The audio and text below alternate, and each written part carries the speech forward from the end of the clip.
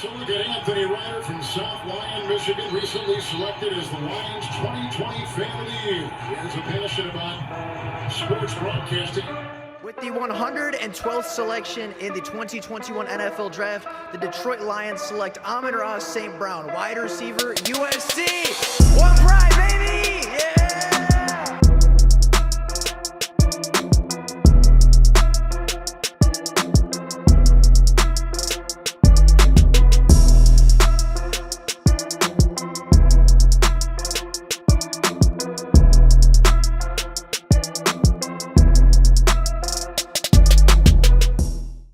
Every single year, the Detroit Lions and Brad Holmes seem to make a pick that baffles the media, a pick that makes a lot of fans scratch their head and wonder what is going through the general manager's head at this point in time. Last year, obviously, it was trading down and selecting Jahmyr Gibbs at 12 and then doubling down and selecting Jack Campbell at the 18th overall pick. In 2022, it was drafting Josh Paschal on the second, despite drafting Aiden Hutchinson in the first. In 2021, a lot of people were upset that Aleem McNeil was the pick at defensive tackle in the third round, despite having a lot of bigger needs in the third round, including wide receiver, and the Lions just drafting Levi Onwuzurike the pick prior. Every single year, without fail, Brad Holmes makes a pick that a lot of people disagree with. Last year, he arguably made 3 or 4, if you want to include Sam Laporta and Broderick Martin in that group, but today, we're going to talk about this year's group. We're going to talk about 4 prospects that are projected to not go with the 29th overall pick. Prospects that are either projected to go on day 2, projected just not to fit the Detroit Lions very well, or prospects that just nobody really talks about going to Detroit this year, but guys that Brad Holmes very well could have fallen in love with in this NFL draft cycle, and guys that are very much in play for the 29th overall selection. So with that being said, we're going to take a look at those prospects today, starting out with a player that I know you're all going to hate, Tyler Nubin, the safety from Minnesota. Now, Tyler Nubin is a 6'1", 205-pound safety. He has a 3.72 RAS score, which isn't great, and a 4.59 40 time, which again is not great. He had an 89.2 Pro Football Focus grade and is one of the best pure football players in this draft. Now, a lot of people are immediately going to look and say a 4.59, nearly a 4.6 40-yard dash. No, thank you. Undraftable, because they hate slow 40 times. But you also have to take a look and say that, okay, yeah, 4.59 is not great, but Harrison Smith ran a 4.57 and he's going to the Hall of Fame, right? Kyle Hamilton ran a really not great 40 time, and he's one of the best premier safeties in the NFL right now. So 40 time for the safety position is not nearly as important as it is for the cornerback position. It's not nearly as important as it is for some of the other positions in the NFL. And a lot of the reason it's not as important is because Tyler Nubin is one of the best processors in the secondary this year, and he is one of the best instinctual football players you are going to find in the 2024 NFL draft. Meaning, yeah, he might in a foot race be a step behind, but he's also going to take his first 2 steps before your wide receiver cuts on the ball, before he makes his first breaking step, meaning he's still going to beat the wide receiver there despite maybe not winning a flat foot race. Tyler Nubin is smart enough to know the angles, to know where the wide receiver is going to end up and be there before the wide receiver is. Now, with that being said, Tyler Nubin last year was very, very productive for the Minnesota Gophers. 53 tackles, 1 tackle for loss, 1 sack, 4 passes defended, 5 interceptions, 1 forced fumble, and a fumble recovery. He was one of, if not the most productive safeties in college football last year. He was one of the most productive secondary members in college football last year. And last year, for the Gophers, had 7 turnovers on the defense. The last time we were talking about a player having 7 turnovers on the defense in the draft was 2 years ago when Kirby Joseph was coming out of Illinois. This is a ball hawk. This is a productive football player, and this is a guy that will make the Lions defense better. If you want to take a look at his entire career, he had 15 interceptions at Minnesota. He had 3 fumble recoveries and a forced fumble, nearly 20 turnovers over the last 3 years with Minnesota, meaning he is not just a one-year wonder. In 2022, he had 4 picks. In 2022, he had 3 picks. And obviously this past season, he had 5. In 2023, he had 5. 2022, he had 4. 2021, he had 3 interceptions. Excuse me for confusing the years. But he has 12 picks over the last 3 seasons, and he has a ton of turnovers on the Minnesota defense. And a lot of people are going to say, yeah, but it's a safety, right? We don't need a safety. Safety is not the biggest position of need. This is going to be a wasted draft pick. Everybody, and I guarantee everybody would hate this pick on day one. But realistically, Tyler Nubin is a Detroit Lion, right? He's a defensive player, right? A defensive playmaker that we know the Lions love. He's a Dan Campbell guy. He is a great defender coming from a great defense in Minnesota in a big-time program at the Big Ten. He is a leader on the field, was a captain for the last several seasons at Minnesota. He tackles really, really well. And let's not forget that in the playoffs last year, there were times where the Detroit Lions had all 4 safeties on the field at the same time. There were sets, there were plays, there were drives where the Detroit Lions had Kirby, Ifiatu, CJ Gardner-Johnson, and Brian Branch all on the field at the same time. And if they want to have the ability to do that once again, they're going to need another starting caliber safety in that defense. And Tyler Nubin can be that guy, right? There were times last year where Ifiatu and CJ Gardner-Johnson were the deep safeties, or Kirby and CJ Gardner-Johnson were the deep safeties. And Ifiatu was a slot linebacker or a blitzing slot guy. And then Brian Branch was on the defense somewhere. And there is just a lot of versatility in that defense with 4 starting caliber safeties that you don't necessarily get with 3. So while Tyler Nubin might not be the premier pick, he's going to be the pick like Jahmyr Gibbs a season ago that gets criticized, that gets talked about, that gets laughed at, that gets told that he's not the right player for the position. In week 5, he's going to be a great player, right? By the time the first month of the season rolls around, we're going to be taking a look at Tyler Nubin in the same way that we looked at Jahmyr Gibbs, in the same way that we looked at Brian Branch, right? He's going to be a great player. And I'm just picturing secondary looks where you have Tyler Nubin and Kirby Joseph in the deep boundary safeties. You have, Ifiatu Melifonwu as a sub linebacker that can blitz or can cover and man as a press safety or a press lot, linebacker technically. And then you have Brian Branch in the slot taking away the quick wide receiver. And then you obviously have Carlton Davis on the outside with Emmanuel Moseley or Amik Robertson at this point. But Tyler Nubin makes the defense better day one. And I think that because of that, because he's such a good football player, because he's so instinctual, because he takes the football away so well, he is in play for 29. So he's a productive player. He's an athletic player. He's a leader. He tackles well. He checks every single box that Brad Holmes has for a defensive player. And I do think there's a real chance, not a great chance. I wouldn't bet on this, but if you told me Tyler Nubin was the pick at 29, I wouldn't necessarily be shocked. Now, another player that I think is very much in play for the Detroit Lions is Keon Coleman, 6'3", 213 pounds with an 8.18 RAS score.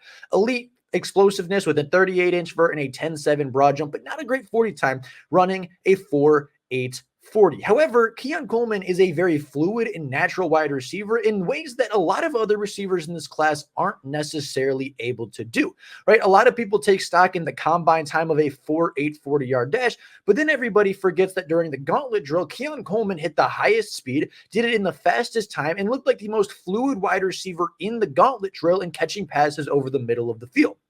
Keon Coleman, in my opinion, was highly underutilized at Florida State, right? Last season only had 50 receptions, 658 yards, 11 touchdowns, 13.2 yards per reception, while taking 280 snaps out wide and 119 snaps in the slot. So he can come in on day one and be an X wide receiver on the boundary, as well as being a big slot if you want DPJ and JMO on the outside, or Amon-Ra and JMO, or whatever combination you want on the boundary. Keon Coleman can slide inside. If it's a mismatch with a size thing on the inside, you can put Keon Coleman there. If you want him as an X, you can put him as the X. Then you obviously have Coleman, JMO, and Amon-Ra on the field at the same time with Sam Laporta, which is a great offensive quartet, by the way.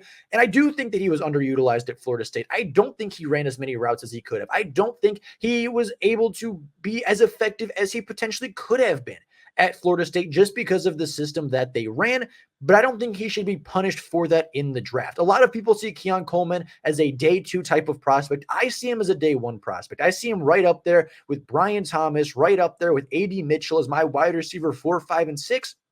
They're all interchangeable, and I actually like Keon Coleman a little bit better than Brian Thomas for the Detroit Lions. I think he fits the X role a little bit better. I think he plays a little bit stronger. He goes up and gets the football a little bit better. And even though he doesn't run in the 4.3s, he is more physical, and I think he is just as good of a wide receiver with arguably stronger hands than Brian Thomas. So if the Lions do take him at 29, I would be ecstatic. I think it would be a really, really good pick. A lot of people are going to disagree, mostly because of the 40 time, but I do think Keon Coleman will be a very good wide receiver. I think Keon Coleman will be a very T. Higgins-esque wide receiver, and pairing T. Higgins with Amon-Ra St. Brown and Jameson Williams, I think gives you 2, if not 3, 1,000-yard capable wide receivers, and that is a great thing for an offense to have. The next player we're going to talk about is a player that is projected to go middle of the second round, a little bit lower than Keon Coleman, and that, of course, is Chris Braswell, the 6'3", 255-pound outside linebacker from the University of Alabama. Now, Chris Braswell, to me, feels like a Detroit Lions guy, right? He feels like the guy that sat his turn in college, worked his butt off, earned a starting spot, was not afraid to compete, didn't transfer out, and fits the mindset of what the Detroit Lions like. Now, these statistics come from Pro Football Focus, so if you disagree, if you find stats elsewhere that contradict this, it is not necessarily my fault. Obviously, everywhere tracks stats a little bit differently, but Pro Football Focus is a great comparison tool for the two players I'm going to compare, as Chris Braswell, I think, is very similar, actually, to a teammate of his in Dallas Turner. Chris Braswell, again, 6'3", 255. Last year, according to PFF, had 13 sacks and the Bama defense, 10.5 tackles for loss, 10 quarterback hits, 33 pressures, and 208 run stopping snaps. Whereas Dallas Turner has 6'4", 242, so a little taller, but a little bit lighter, 11 sacks, which is apparently less than his teammate in Chris Braswell, 14.5 TFLs, which is great. Obviously, 11 hits, 33 hurries, and 264 run defending snaps. So the same amount of hurries, less sacks, more tackles for loss, one more hurry while being a little bit lighter, but a little bit taller and longer. Dallas Turner is projected to go with the 9th overall selection, whereas Chris Braswell currently, I believe, is projected to go somewhere between about 45 and 55 in the NFL draft, despite being very similar players coming out of college. Now, I'm not here to argue that Dallas Turner is a lesser player than Chris Braswell. Dallas Turner is younger, he's more explosive, and significantly underdeveloped to where he could be as a pass rusher right now, whereas Chris Braswell is a fifth-year senior. I believe he's 22 or 23. He is a little bit older and a little bit farther along in his development track, but as far as a day one starter, I think you're getting very similar players. And if you're talking about a guy at 8 to 29, a 2-year difference isn't that big of a deal to me, because you're still going to get potentially 5, 6, 7, 8 really good years out of Chris Braswell. I think you're getting a player that is great in the run defense. He's a great, relentless pass rusher and a versatile piece to add to an already really strong and really, really good Detroit Lions pass rush. Again, I think Chris Braswell is not as good as Dallas Turner, not as athletic as Dallas Turner, but he is good. He is athletic. And I do think, even though he probably isn't a top 32 player in the class, I think his scheme fit within the Detroit Lions system, I think his culture fit within the Detroit Lions locker room could bump him up into the first round and make him a legitimate target for the 29th overall selection. And then the last player we're going to take a look at today is a cornerback from the SEC, a cornerback that has been rising up boards, rose up boards for about a week, and then fell straight back down to where he was before. If you don't know who it is, it's one of my favorite cornerbacks in the class, somebody I have a first-round grade on in Kamari Lassiter, the 5'11", 186-pound cornerback from the University of Georgia with a 6.24 RAS score, a 4.6 40-yard dash, but having elite traits in the agility category for the RAS scoring, as well as being arguably the best tackler and the biggest hitter at the cornerback position in this year's class. Last year for the Georgia Bulldogs, Kamari Lassiter allowed just 15 completions on 39 targets. He had 136 yards allowed through the air, did not allow a touchdown, but did not come up with an interception. Watching Kamari's tape, he probably could have had 2 or 3 interceptions this season, just kind of went through his hands, or it was broken up really well by the wide receiver. He doesn't necessarily have the strongest hands, but that is why you play defensive back. He allowed a 48.7 passer rating when targeted, which, for those of you not familiar, a 39.6 quarterback rating is the passer rating for an incomplete pass. So Kamari Lassiter, pretty good at incompletions, pretty good at forcing those incompletions, and pretty good on the boundary for Georgia a season ago. Now, again, Kamari Lassiter is primarily looked at as a second-round cornerback, mostly due to his lack of speed, but obviously didn't hurt him at Georgia, didn't hurt him versus Xavier Leggett, who ran a 4.39, right? So if he's not being burnt by guys running the 4.3s, I think he's going to be just fine in the NFL. He brings energy to a defense. He is a leader on the defense. He is a scrappy cornerback. He is a fearless cornerback. As I said, one of the biggest hitters and one of the best press man corners in this class. I mean, you go look up even highlights, but really the tape as well. Kamari Lassiter hits. He's aggressive. He tackles really well. If you throw something into the flat, Kamari Lassiter is there in like 2 or 3 steps, and he is just really, really good at hitting while running backs in the backfield. I mean, there are clips of him leveling Quinyon Judkins from Ole Miss last year, one of the best running backs in the SEC. There are clips of him blowing up screen passes of Xavier Leggett, one of the most explosive and hardest players to tackle in the SEC last year. He went up against some elite competition, against some NFL caliber draft players, and he allowed 15 completions on 40 targets for less than 140 yards. I know his 40 time isn't great, but again, if you're going up against South Carolina and you're running step for step with Xavier Leggett down the field, you're probably going to be fine in the NFL going up against wide receiver 2s and potentially wide receiver 3s.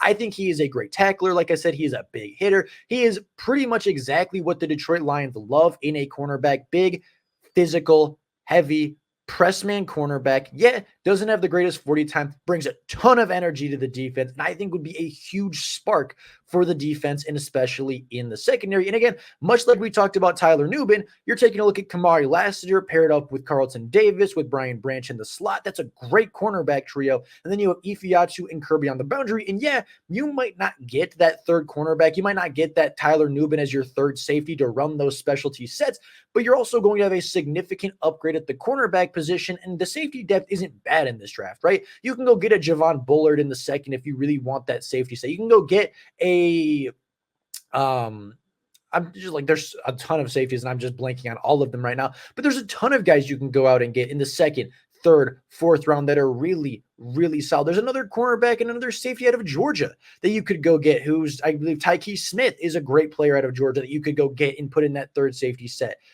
There's a ton of guys in the draft, in the secondary especially, but I do think Kamari Lassiter is very much in play for the 29th overall pick, and I would be very happy with that pick if it were to be made. So those are my 4 players. Those are my 4 wild card guys that could be first-round picks, could be 29th overall picks, and could potentially be the next surprise selection of our general manager, Brad Holmes. So with all of that being said, that is all I have for you guys today. Let me know down in the comments below how you would grade each and every one of these picks if it was the 29th overall selection, and what surprise player you think might be on the board that nobody is really talking about. I'd be very curious what you guys have to say. But with all of that being said, that's all I got for you guys right now.